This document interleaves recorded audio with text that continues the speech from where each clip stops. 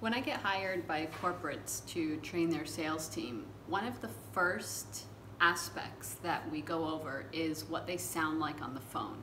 And in almost every scenario, at least half of the sales team has the same issue, which is that the first thing that they're saying on the phone to a prospect is immediately making them sound not confident, and they have no idea that it's happening because it's such a subtle little difference in whether you sound confident or you don't that it's hard to actually pick up. So I'm going to show you today what that little difference is and a few other tips that can make you sound very confident over the phone and by not doing that much different than what you're doing now. So what is the first thing that you say when you get on the phone to a prospect?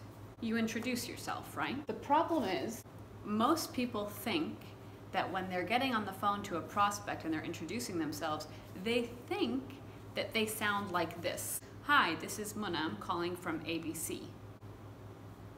Pretty basic. And that's what you think that you sound like. But in actuality, what you really sound like is this. Hi, this is Muna and I'm calling from ABC. Did you hear that? It's very hard for people to actually realize that this is happening. That when I do this in a training, I have to actually write this out on the board for people to notice this. And once I do, then they start to figure out that, oh my God, I do sound like this. And I had no idea. And this is very, very subtle.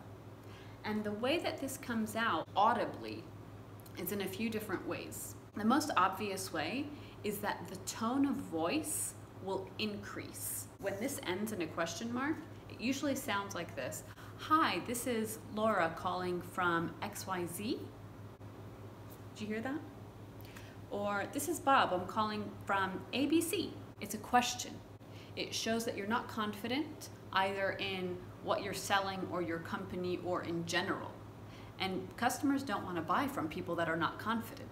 So what we work on in our sales trainings is changing that question mark to a period. And it's a very subtle change. And the simplest way to do it is to, instead of increasing that tone of voice, so hi, this is Muna from ABC, you decrease the tone. So it becomes, hi, this is Muna, I'm calling from ABC. It's very, very subtle, but it makes a huge difference. And the thing is, if I didn't show you this in writing, it would be very difficult for me to explain to you. Just the way that when a prospect is listening to you on the phone, they might get off the phone and say, that person wasn't really sure, or they weren't really confident, but they won't be able to tell you exactly why. Because this is such a subtle change that it really resonates with the subconscious of the customer rather than their conscious. It's not something that they can readily tell you where the issue is in your confidence. If you're not sure if you're doing this or not, it's difficult to gauge it for yourself. So if you're a sales manager, this is a great training to do with your team. Or if you're in sales, do this as an exercise with one of your colleagues. Just tell them to grab a pen and a piece of paper and tell them, I'm going to tell you something, and I want you to write down exactly the way I say it. And as soon as they grab a pen, you just go ahead and say, this is Jenny calling from, say your company name. And I guarantee you, the way that they are going to write it is without anything at the end. And you are going to have to tell them, okay, can you write that end mark? Don't tell them write a period or write a question mark. Just tell them write the end mark. And they're gonna give you this look like, what do you mean? And you're gonna have to tell them, I'm gonna say it again, and I need you to write either a period or a question mark. And then say it again. Hi, this is Bob calling from ABC Company. And see what they write. Because as soon as you explain to them what it is that you are wanting them to look for or listen to, they are going to start paying attention to it. You're going to start paying attention to it. And it is something that is absolutely going to change your sales landscape and your confidence level once you start acknowledging how you're saying certain things. So that's the first thing. Very, very subtle. Most people don't notice it. You're probably doing it and you don't even notice it. And you need to do this test with one of your colleagues, writing it down for you, so there's no bias and you can actually gauge if you're doing it. A few other tips to help you sound confident on the phone. This is something that you hear a lot of people saying. A lot of YouTubers say they're not really in the sales game, and a lot of public speakers actually say and you can actually start counting the number of times that they say it because they say it so frequently. But what it does again to the subconscious is it shows lack of confidence. When you're on the phone, it's even worse, because when you're on the phone, the only thing you have is your voice. At least if you're in person, you have the physical distraction to cover for some of the ums. But on the phone, will kill the confidence that you are trying to portray to the customer. So if you do say a simple way, not easy, because it will take repetition, but a simple way to start getting rid of that is every time you feel it coming on, replace it with silence. So instead of saying, so when somebody says, "Where are you calling from?" if your natural reaction is to say, I'm calling from, so instead of that, you're going to say, "I'm calling from." So you can take a deep breath instead of it, or just completely be silent. Increasing your tone, that is an immediate indicator that you're not confident, and that goes back to what we were saying here. That's a clear indicator that you're questioning even where you're calling from. And the other aspect is not sounding like that person's boss or like the CEO, or just not sounding of the caliber that you want to sound. I have a whole video on how you can improve your communication, and I will link that right here.